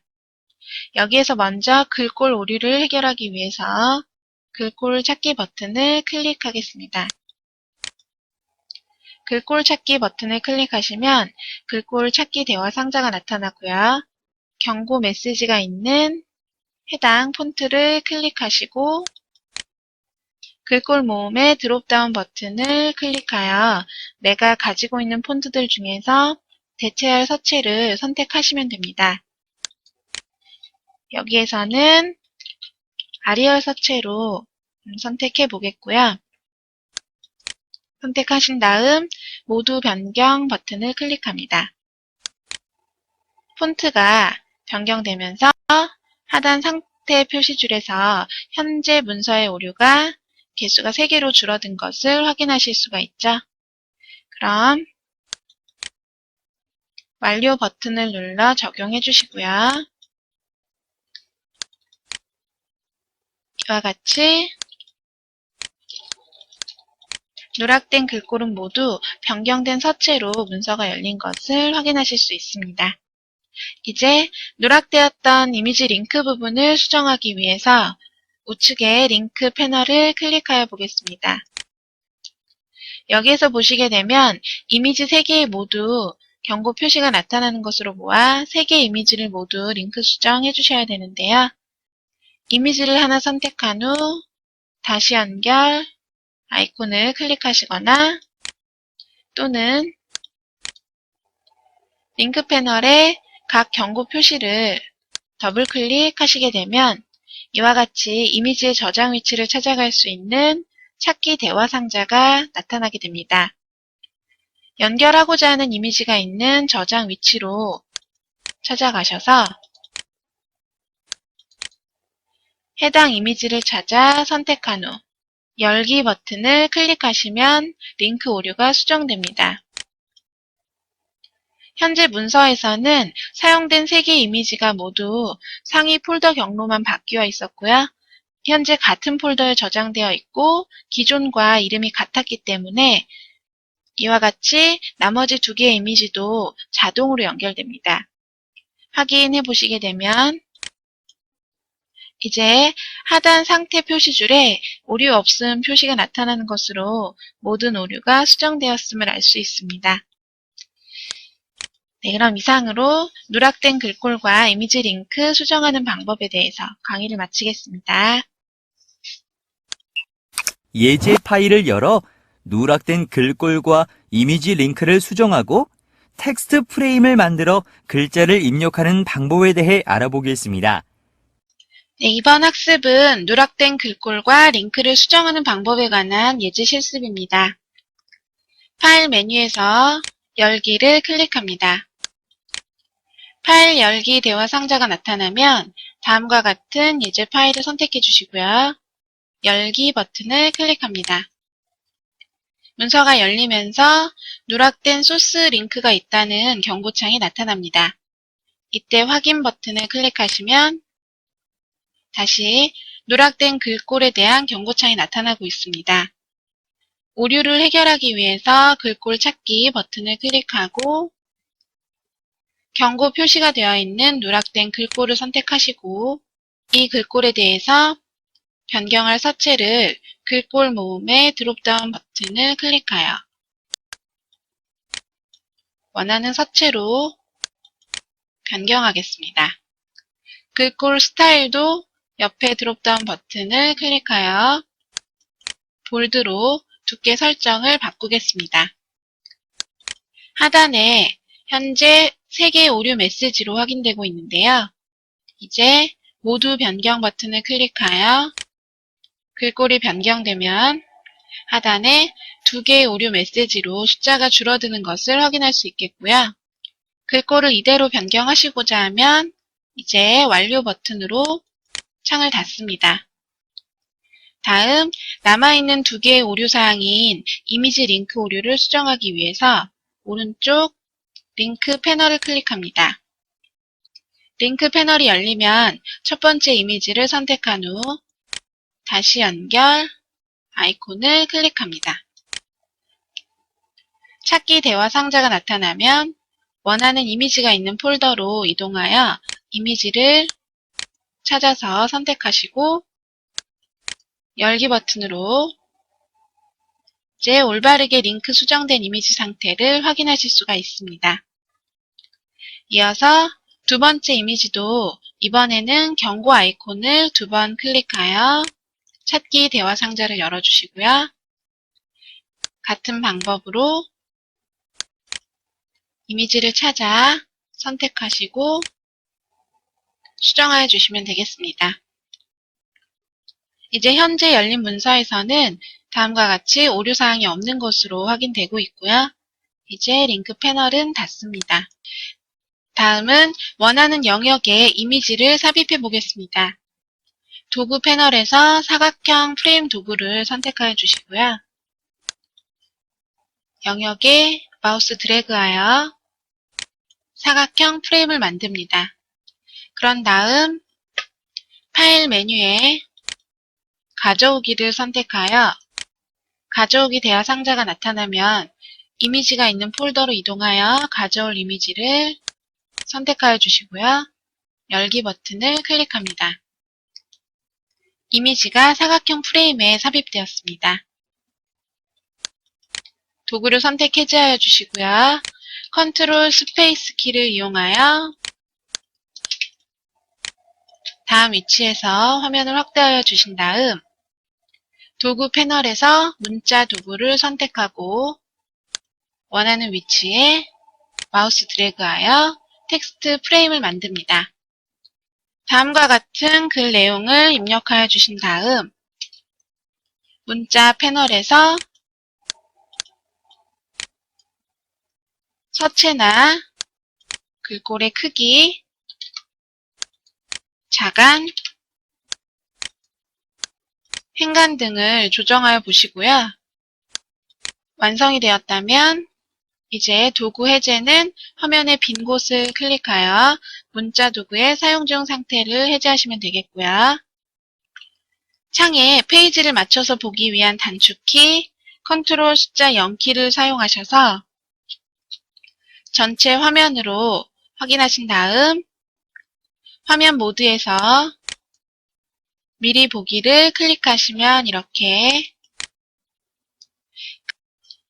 가이드 선 등이 배제된 최종적인 작업물의 느낌을 확인해 보실 수가 있습니다.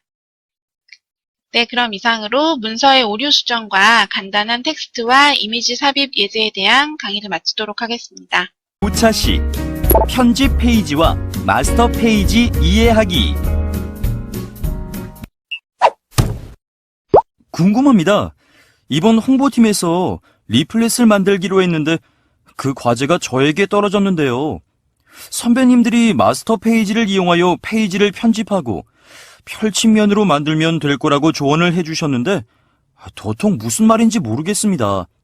마스터 페이지는 무엇인지, 펼침면은 어떻게 만들 수 있는지 도와주세요.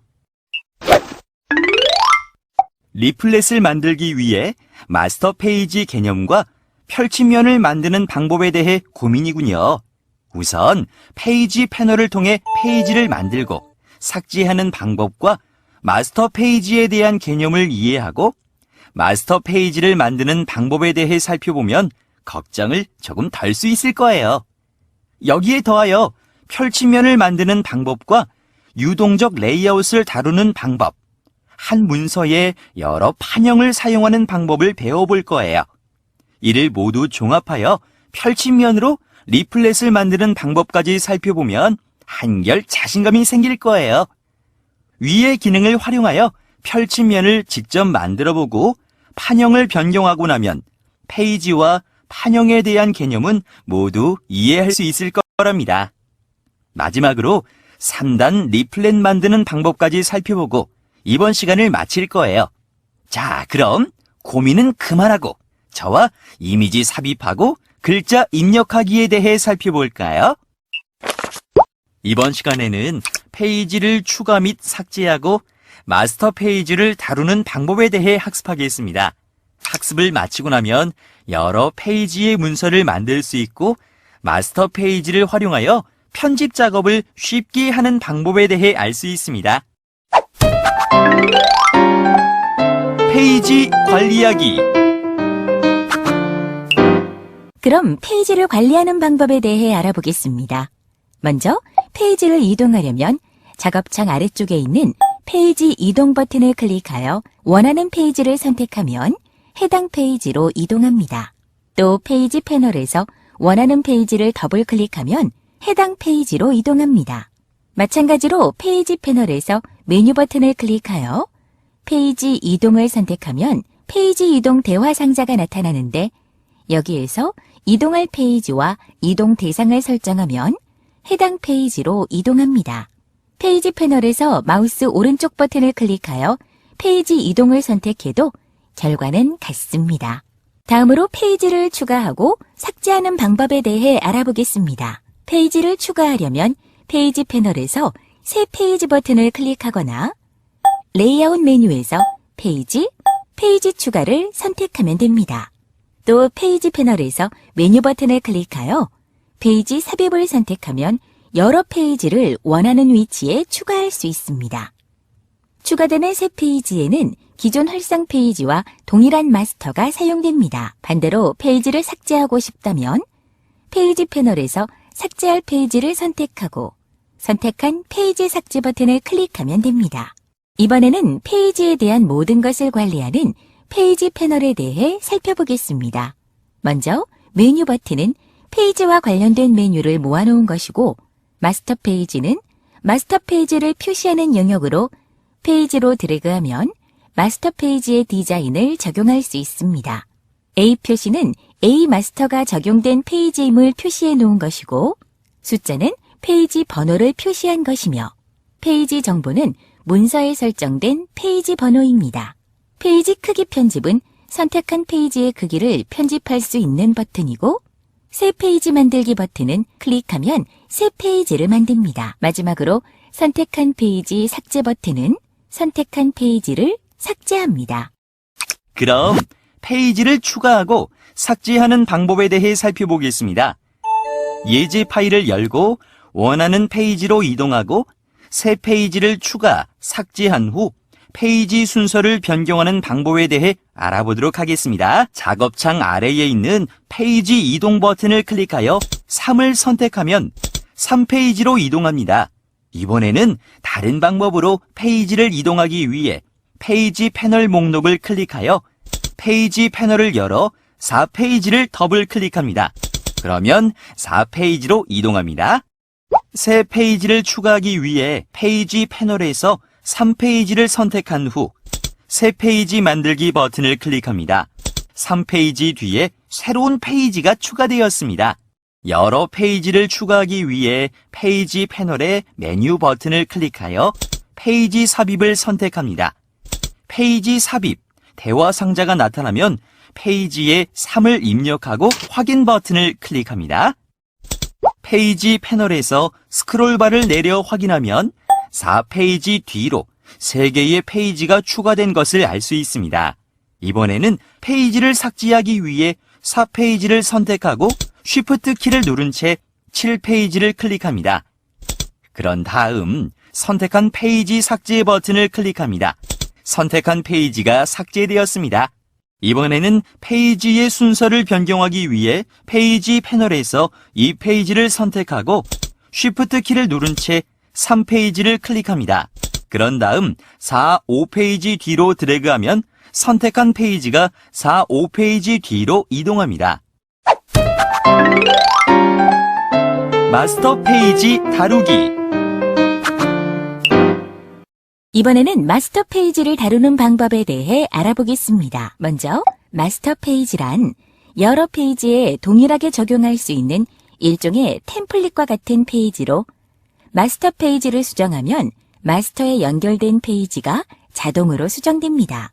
일반적으로 모든 페이지에 반복되는 로고, 페이지 번호, 머리글, 바닥글 등을 마스터 페이지에 넣고 자리 표시자 역할을 하는 텍스트 프레임이나 이미지 프레임 등도 추가합니다. 일반적으로 마스터 페이지는 통일감을 유지하기 위해 여러 개를 사용하지 않지만 잡지와 같은 편집물에는 다양한 레이아웃을 담을 수 있도록 여러 개의 마스터 페이지를 동시에 사용하곤 합니다. 다음으로 마스터 페이지 만드는 방법으로는 기본적으로 모든 문서에는 하나의 마스터 페이지가 자동으로 생성됩니다. 마스터 페이지를 편집하는 방법은 페이지 패널에서 마스터 페이지를 더블 클릭하여 편집 모드로 들어가 수정하면 됩니다. 새 마스터 페이지를 만들고 싶다면 페이지 패널 메뉴에서 새 마스터를 선택하고 새 마스터 대화 상자가 나타나면 확인 버튼을 클릭합니다. 기존 페이지를 마스터 페이지로 만들려면 페이지 패널에서 페이지를 마스터로 드래그하거나 페이지 패널 메뉴에서 마스터로 저장을 선택합니다. 마스터 페이지를 기준, 즉 상위 마스터를 기본으로 새 마스터 페이지를 만들 수 있습니다. 잡지에서 볼 수 있는 새 4페이지로 된 접이식 페이지와 같은 사용자 정의 스프레드가 문서에 포함되어 있는 경우 사용자가 적용하는 모든 마스터에는 동일한 페이지 번호가 포함되어야 합니다. 그럼 새 마스터 옵션을 살펴보면 접두어는 마스터를 구별할 수 있는 기호를 입력하고 이름에는 마스터의 이름을 입력합니다. 기준 마스터에는 기초가 될 마스터를 선택하고 페이지 수에는 마스터를 적용할 페이지 수를 입력합니다. 마스터 페이지를 다른 문서로 복사 또는 이동을 하려면 페이지 패널의 메뉴 버튼을 클릭하여 마스터 페이지 불러오기를 선택하면 다른 문서의 마스터 페이지를 복사할 수 있습니다. 문서에서 마스터를 삭제하고 싶다면 페이지 패널에서 마스터 페이지를 선택하고 아래쪽에 있는 삭제 버튼을 클릭하면 됩니다. 페이지 패널 메뉴에서 마스터 페이지를 선택하고 사용하지 않는 마스터 선택을 선택하면 사용하지 않는 마스터 페이지가 자동으로 선택되고 아래쪽에 있는 삭제 버튼을 클릭하면 선택된 마스터 페이지가 삭제됩니다. 그럼 기존 페이지를 마스터 페이지로 만드는 방법에 대해 살펴보겠습니다. 예제 파일에서 페이지 패널을 이용하여 기존 2, 3페이지를 비마스터로 만들고 새로운 페이지를 생성하여 비마스터 페이지를 적용하는 방법에 대해 알아보도록 하겠습니다. 페이지 패널을 열어 이 페이지를 선택하고 컨트롤 키를 누른 채 3페이지를 선택합니다. 그런 다음 메뉴 버튼을 클릭하여 마스터 페이지, 마스터로 저장을 선택합니다. 선택한 페이지가 비마스터로 생성되었습니다. 마스터 페이지를 수정하기 위해 비마스터 영역을 더블 클릭합니다.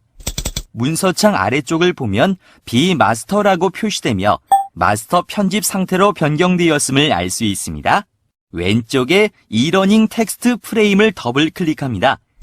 선택 도구가 자동으로 문자 도구로 변경되면 드래그하여 글자를 선택한 후 타이틀로 변경하여 입력합니다. 같은 방법으로 오른쪽에 마케팅도 타이틀이라고 입력하세요. 이번에는 분홍색 프레임의 색상을 변경하기 위해 도구 패널에서 선택 도구를 선택하고 왼쪽 분홍색 프레임을 클릭합니다. 그런 다음 Shift 키를 누른 채 오른쪽 분홍색 프레임을 선택합니다. 색상 견본 패널 목록을 클릭하여 색상 견본 패널을 열고 위쪽에 하늘색을 선택합니다. 동일한 방법으로 대제목 텍스트의 색상도 변경합니다. 마스터 편집 영역에서 벗어나기 위해 페이지 패널에서 이 페이지를 더블 클릭합니다. 페이지 패널과 문서창을 확인하면 페이지 편집 상태로 돌아온 것을 알 수 있습니다. 새 페이지를 만들기 위해 페이지 패널에 새 페이지 만들기 버튼을 클릭합니다. 새 페이지에 비마스터 페이지를 적용하기 위해 페이지 패널에서 비마스터의 오른쪽 페이지를 3페이지로 드래그합니다. 비어있던 페이지에 비마스터 페이지가 적용되고 페이지 패널에서 확인하면 3페이지에 B가 표시되는 것을 알 수 있습니다. 판형 변경하기. 이번에는 판형을 변경하는 방법에 대해 알아보겠습니다. 먼저 문서 페이지를 재편성을 허용하려면 리플렛이나 책 속 부록을 작업할 경우 좌수에서 시작해야 하는 경우라면 문서 페이지 재편성 허용을 이용합니다. 또 페이지 패널에서 원하는 페이지에서 마우스 오른쪽 버튼을 클릭하여 나타나는 메뉴에서 문서 페이지 재편성 허용을 선택하여 체크 표시를 해제한 후 마주보기 편집하고 싶은 페이지를 드래그하여 페이지 왼쪽 또는 오른쪽으로 배치합니다. 다음으로 대체 레이아웃 생성에 대해 알아보면 최근 인수형 책을 문고판으로 만들거나 전자책으로 만드는 경우가 많은데 이럴 경우 편집을 새롭게 하기보다 대체 레이아웃을 생성하면 손쉽게 변형할 수 있습니다. 방법으로는 레이아웃 메뉴에서 대체 레이아웃 생성을 선택하고 대체 레이아웃 생성 대화 상자에서 원하는 옵션을 설정하면 됩니다. 대체 레이아웃 생성 대화 상자의 기능을 살펴보면 이름은 대체 레이아웃의 이름을 입력하고 소스 페이지는 내용이 있는 소스 레이아웃을 선택합니다. 페이지 크기는 페이지 크기를 선택하거나 대체 레이아웃에 대한 사용자 정의 크기를 입력하고 폭과 높이, 방향을 설정할 수 있습니다.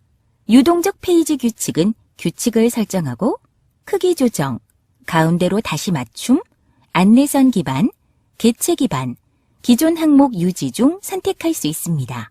스토리 링크는 개체를 가져와서 소스 레이아웃의 원본 개체와 연결할 수 있고 새 스타일 그룹으로 텍스트 스타일 복사는 모든 텍스트 스타일을 복사하여 새 그룹으로 가져갈 수 있습니다. 또 대체 레이아웃에서 텍스트 스타일을 변경해야 할 경우 유용합니다. 마지막으로 스마트 텍스트 리플로우는 텍스트에 새롭게 텍스트가 추가 또는 삭제될 경우 자동으로 페이지가 추가 또는 삭제됩니다. 다음으로 유동적 레이아웃에 대해 알아보면 필요에 따라 하나의 문서에 다양한 크기의 페이지가 필요하기도 하는데 이때 유동적 레이아웃을 이용합니다. 페이지 도구를 사용하면 한 페이지에서 다양한 크기의 페이지를 만들 수 있고, 페이지 도구로 수정할 페이지를 선택하고 Alt키를 누른 채 조절점을 드래그하면 레이아웃이 변형됩니다. 레이아웃 메뉴에서 유동적 레이아웃을 선택하면 유동적 레이아웃 패널이 나타나는데 여기에서 유동적 페이지 규칙을 설정할 수 있습니다. 그럼 페이지 레이아웃을 변경하는 방법에 대해 살펴보겠습니다. 예제 파일을 마주보는 페이지로 재편성하고 유동적 레이아웃을 적용하고 특정 페이지만 판형을 변경하는 방법에 대해 알아보도록 하겠습니다.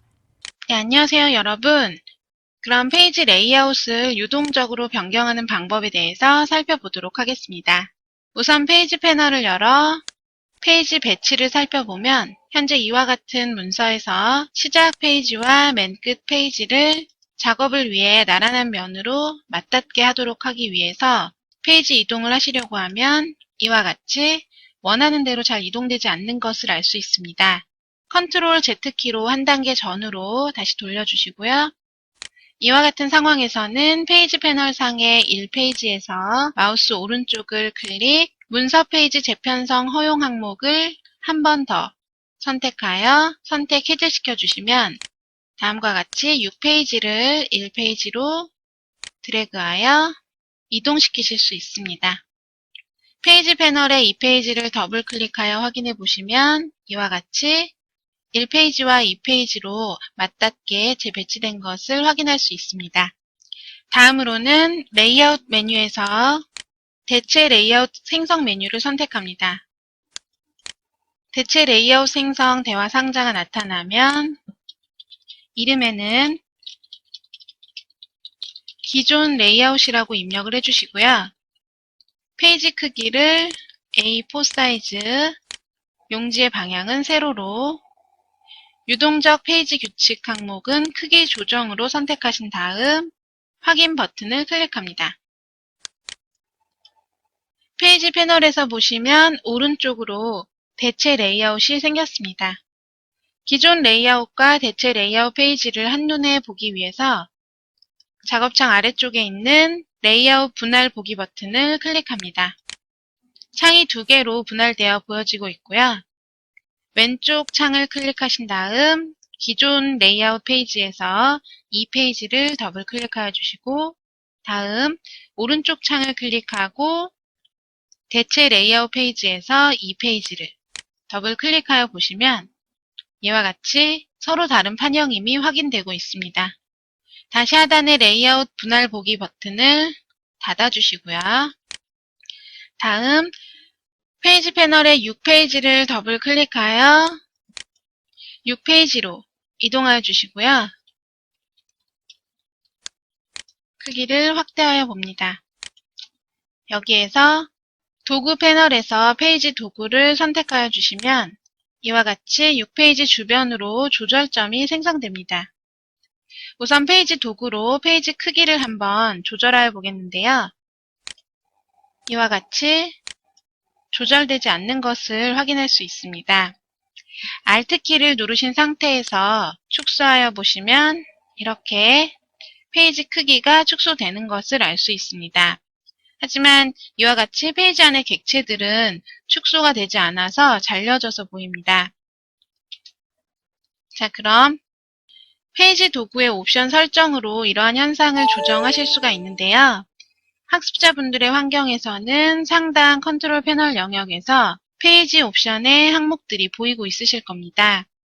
제가 잠시 프로그램 창을 작게 해두었기 때문에 다 보이지 않는 컨트롤 패널 영역을 다 보이도록 하기 위해서 저희 프로그램 창 크기를 가로 방향으로 좀 늘려서 보겠습니다.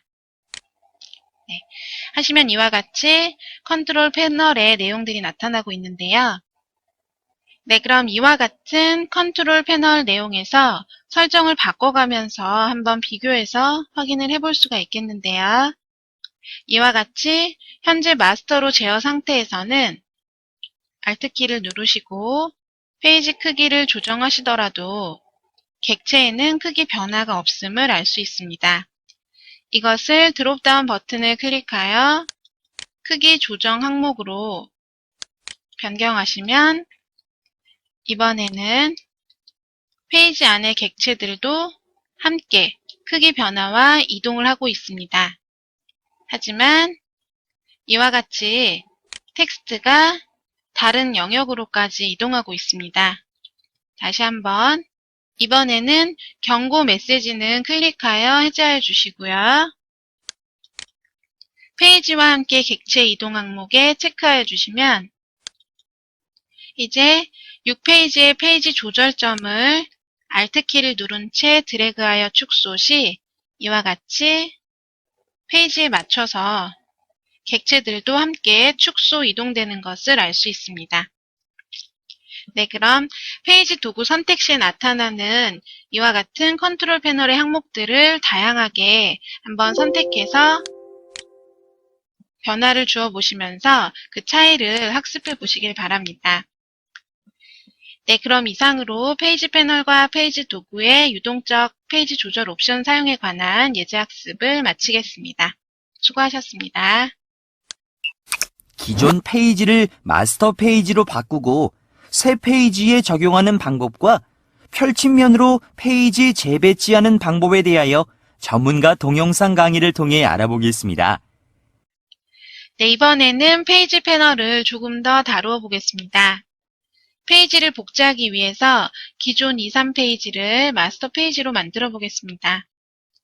우선 페이지 패널을 열고 2페이지를 먼저 선택하신 다음 컨트롤 키를 누른 채 3페이지를 선택하면 2페이지가 함께 선택됩니다.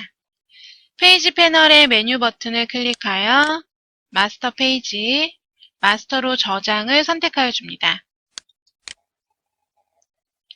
선택한 2, 3페이지가 B 마스터로 저장되었습니다. 페이지 패널에서 3페이지를 더블 클릭하여 주시고요. 이곳에 새 페이지를 만들기 위해서 새 페이지 만들기 버튼을 한 번, 2번 클릭하여 이 위치에 2개 페이지를 만듭니다. 새로 만든 4, 5번 빈 페이지에 저장된 B 마스터 페이지를 적용하겠습니다. B 마스터의 왼쪽 페이지를 선택하여 4페이지로 드래그합니다. B 마스터의 오른쪽 페이지를 선택하여 5페이지로 드래그합니다. 컨트롤 알트 스페이스 키로 화면을 축소하여 보시면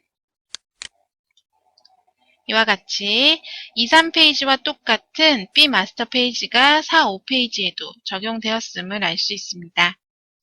페이지 패널의 1페이지를 선택하고 마우스 오른쪽 버튼을 클릭하여 문서 페이지 재편성 허용 항목을 한 번 더 체크하여 체크 표시를 해제하여 주시고요. 이번에는 마지막 페이지인 6페이지를 1페이지의 왼쪽으로 드래그하여 페이지를 이동하여 재배치하였습니다. 그럼 페이지 패널을 활용하여 마스터 페이지 기능으로 페이지를 복제해보고 페이지를 재배치하여 보았습니다. 수고하셨습니다.